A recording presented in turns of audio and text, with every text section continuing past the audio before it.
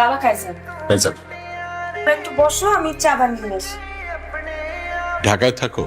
স্কুলের সার্টিফিকেট পাওয়া পর্যন্ত মফস্বলে বড় হয়েছি। ওর তো আব্বা মা মারা গেলেন, পরে ঢাকা চলে আসছি। আত্মীয় স্বজন? আমার বাবার যা কিছু ছিল সবকিছু দখল করে ওনারা ভালো আছেন। আমি প্রশ্নের কাছে যেটা শুনলাম, তুমি জব করতে চাও না, বিজনেস করতে চাও না, কিছুই করবে না। বাবা অ্যাজ আ রাইটার কিন্তু অনেক পপুলার, মানুষজন বলে একদিনও হুমায়ুন আহমেদের মতো বড় হবে। একদিন? এখন তো না। ওর তো কোনো ক্যারিয়ার গোলই নেই। ও যে প্রফেশনটা বিলং করে এটা তো কোনো ফিউচার নেই, একটা বুলশিট প্রফেশন। সরি আঙ্কেল, কি বললেন?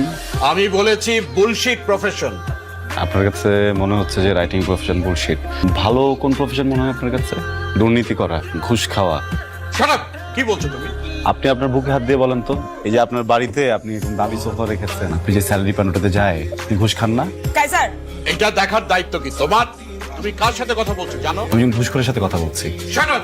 তোমার বাবা মা তোমাকে কোনো শিক্ষা দেয়নি? প্লিজ বাবা মাকে নিয়ে কথা বলবেন না। তুমি আমার বাড়িতে এসে কথা বলছো, আমাকে অপমান করছো। আপনি বাবা মাকে নিয়ে কথা বলবেন না। তোমার বাবা মা হচ্ছে অশিক্ষিত, মূর্খ। আসলে কি জানো আর সে তখন থেকে দেখছি বাবা একটা কথা বললে তুমি কথা বলেই যাচ্ছ। উনি একটা বয়স্ক মানুষ, উনি না হয় তোমার কোনো কথায় বিরক্ত হয়েছে, তাহলে একটু বুকটা বন্ধ করে রাখো। কাইজার বাসা থেকে বের হবো। আমার বাবা মাকে নিয়ে কাইজার আমার বাসা থেকে বের হো। আমি আমার দারোয়ান আজকে ডাকতেছি না, এটা আমার ফাইনাল ডিসিশন। আমার সাথে আর কোনো ধরনের যোগাযোগ করবে না, বের হো। বের হো কাইজার।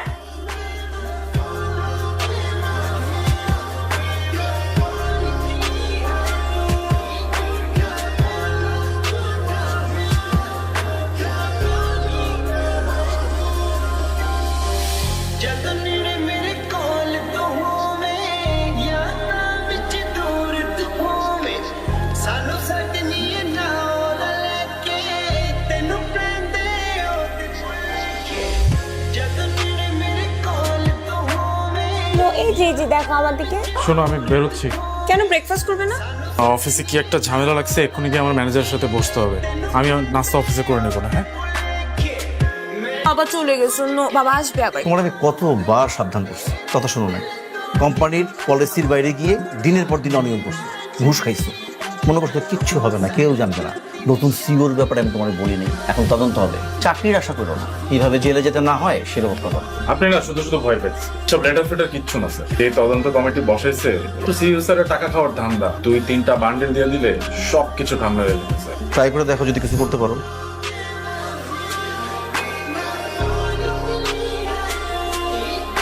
কি হয়েছে তোমার? কিছু না।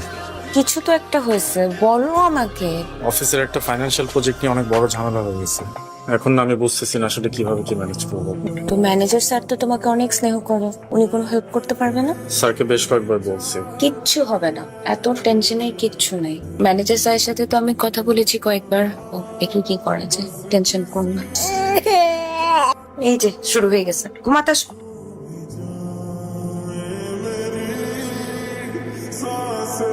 আমি আসলে আপনার সাথে একটা জরুরি বিষয়ে কথা বলতে এসেছিলাম।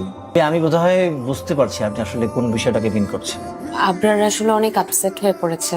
আপনি তো ওর গার্জিয়ান ছিলেন, ওকে ভালো কোনটা মন্দ কোনটা আগের সিইও থাকলে আমি খুব সহজেই ব্যাপারটাকে ম্যানেজ করতে পারতাম। এখন যিনি আছেন খুব স্ট্রিক্ট। আপনি একটা কাজ করেন না, আপনি তার সাথে দেখা করে সরাসরি কথা বলেন। প্রয়োজন হলে আপনাদের যে সন্তান আছে ওই ব্যাপারটা ওনাকে বুঝিয়ে বলেন। এছাড়া তো ভাবি এখন আর কিছু সম্ভব না করা। আসেন। ফাইনান্সিয়াল প্রবলেম বলতে কি বলতেছো? তুমি কি ঘুষ খাও? এই যুগে ঘুষ কে না খায়? তোমার বাবাকে দেখো, তোমার বাবা কি এত বড় বাড়ি, লাক্সারি গাড়ি বেতনের টাকা দিয়ে পড়ছে? ঘুষের টাকা দিয়ে পড়ছে। তুমি প্লিজ সিও স্যারের সাথে একটু কথা বলো গিয়ে। তুমি একটু প্লিজ কথা বলো। খাও।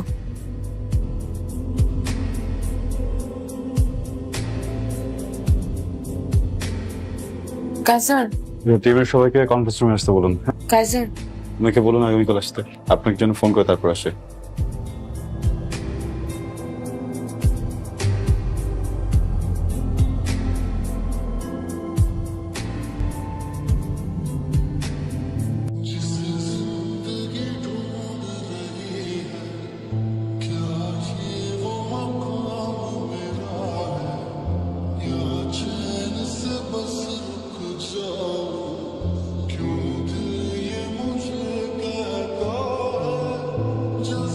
আপু আপনি কালকে আসেন। হ্যাঁ স্যারের সাথে কথা বলতে পারছিলা? কালকে আবার যেতে বলেছে। হন আদর্শবান সিওর বাচ্চা করছে, প্রত্যেকটাকে জেলে পাঠাইছে। এই হারামজাদার বাচ্চা কোনোভাবেই আমাকে ছাড়বে না। তুমি প্লিজ আরেকবারের জন্য লাস্ট ট্রাই করবা। Your my last. তুমি প্লিজ আরেকটা বার একটু কথা বলে দেখো ম্যানেজ করা যায় কিনা। উনি ম্যানেজ হলেই সবকিছু সলভ হয়ে যাবে। একটু দেখবা প্লিজ। কাইজারকে ফোন করেন, কখন আসবে সেটা অ্যাটলিস্ট আমাকে জানান। আমাদের এরকম কোনো নিয়ম নেই স্যারকে ফোন করার।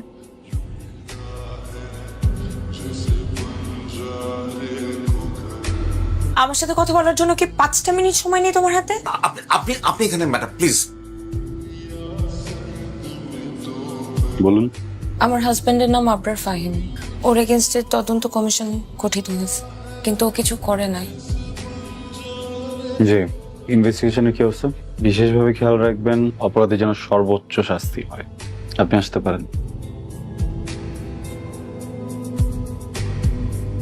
কাইজার, তুমি কি আমাকে চিনতে পেরেছো? জি না। কে আপনি? আমি প্রসূনের বাবা। সরি, কোন প্রশ্ন? আমি আসলে এসেছিলাম আবরার ফাহিমের ব্যাপারে কিছু বলার জন্য।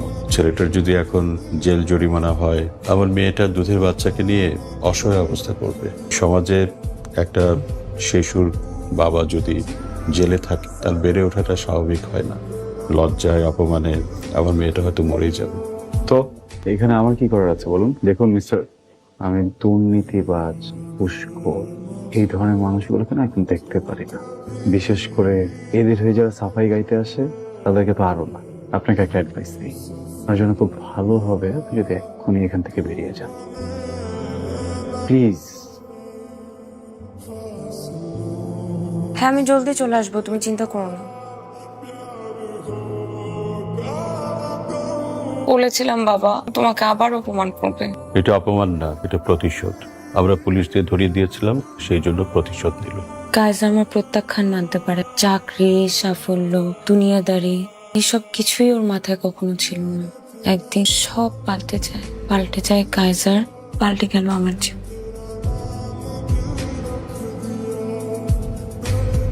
কাইজার, তুমি কি চাও আমার থেকে? আমার জীবনটা কি তুমি তছনছ করে দিতে চাও? তুমি কি আমাকে রাস্তায় ফেলে দিতে চাও? তুমি আমাকে পথে বসাতে চাও? তুমি কি চাও আমি আমার বাচ্চাটাকে নিয়ে রাস্তায় রাস্তায় ঘুরে বেড়াই? কি করলে তোমার একটু শান্তি হবে বলো? তোমার অনেক রাগ না আমার উপরে? তোমার সাথে পার্সোনাল সময় কাটালে তুমি খুশি হবা? আমাকে তখন শান্তি দিবা?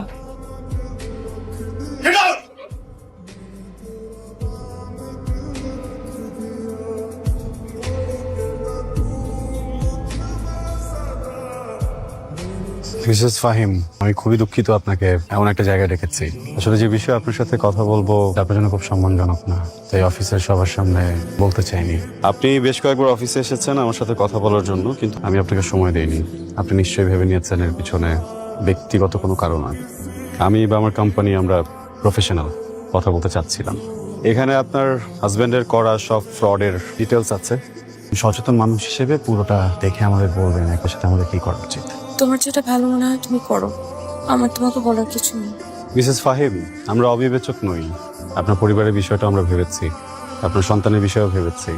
অ্যাপয়েন্টমেন্ট লেটার আপনি চাইলে কাল থেকে জয়েন করতে পারেন। Thank you. ওয়েলকাম। কাইজার, আমাকে কি একবার নাম ধরে ডাকবেন?